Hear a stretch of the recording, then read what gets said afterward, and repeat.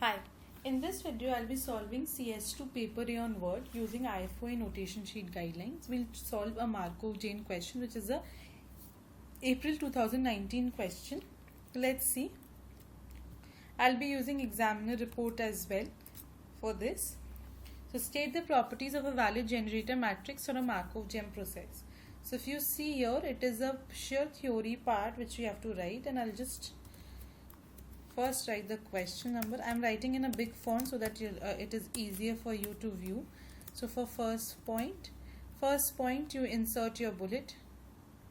So you've inserted bullet, the transition rates of moving from each state to each other state must be negative. Okay, or they have said the transition rates of leading diagonal must be non-negative. That is, we know that the point is mu ij should be greater than equal to 0 for I not equals to j. So how do you write mu ij? Try the IFOA notation sheet. They've said you can write mu in its word. So mu underscore ij. Now you have to write ij. You can just write mu ij in brackets, or you can just simply write mu ij also. This will also work. Mu ij should be greater than equal to 0. Okay, for I. Now I not equals to j. You have to write not equals to. How will you write not equals to? You can just simply write not equal to j. No something which you have to do something fancy. You can just write mu ij not equals to j, and second part is mu ii should be less than equal to 0. Okay, and the third is the sum of each row must be 0, that is mu ii. So mu underscore ii should be equal to minus of, now you can see there's a summation sign and summation over j not equals to I. So sum of j not equals to I. So again you can write not equals to I, and then you have to write mu underscore ij. So summation for j not equals to I, and you can write summation is over mu ij. Okay, so this is how you can write this in basic terms, and the last should be a countable finite square matrix. So you can just type this, should be a finite and countable square matrix. Okay, so this completes first part. Now you can remove your bullet points, come down. Second part of the question, if you see, it says that given the state space for the number of this type of policy still in force at the future time. So now you have to give the state space, and reading the question you can give the state space. This is very basic, just normal typing. Okay, policies in force. So this you have done. Now next part calls for part 3, that is the transition rates and so on is given. Draw transition graph. So if we see the CS2 guidelines which are mentioned by the IFA, they have said that there will be no graphs needed for this. This is a category 1 question which needs to be changed. So you do not have to do this question. So it's not required for you to do this for this online exam. You can skip out this question.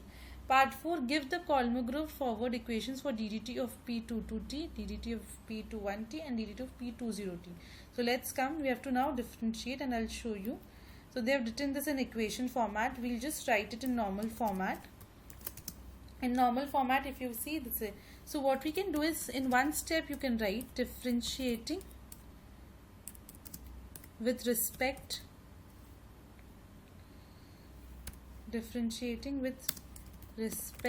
to t.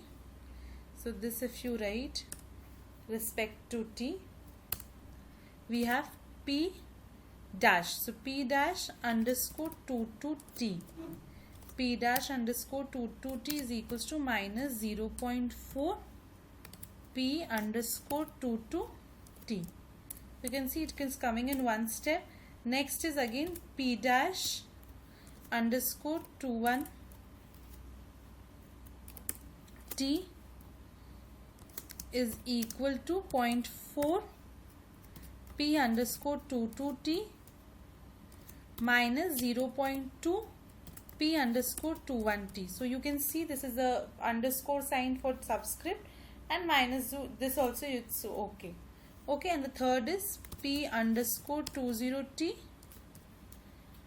is equals to p dash underscore 20. So do not forget that dash. P dash underscore 0t is equal to 0.2 p underscore 21 and t. So this is here also you can do the same thing. If you see all the three are done, there's no issue. You can just directly type in this using p dash, and if you still feel skeptical, which I don't think you should feel, you can just write it below where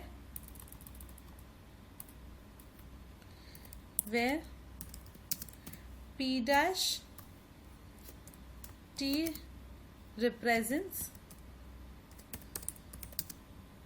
differentiated function. This is optional, you can skip this because above you have already written differentiating with respect to t, so you do not have to mention anything else. Okay, coming to part 5. Part 5 asks us that estimate the maximum amount that the insurance company will be willing to pay the third party to cover the remaining policy. So let's see how it is done. So if you see, it is done that the ongoing cost of cash and so on, the theory is there. I'm just copying the theory for the time being. So ongoing takeover is there, and I'll just show you the next part.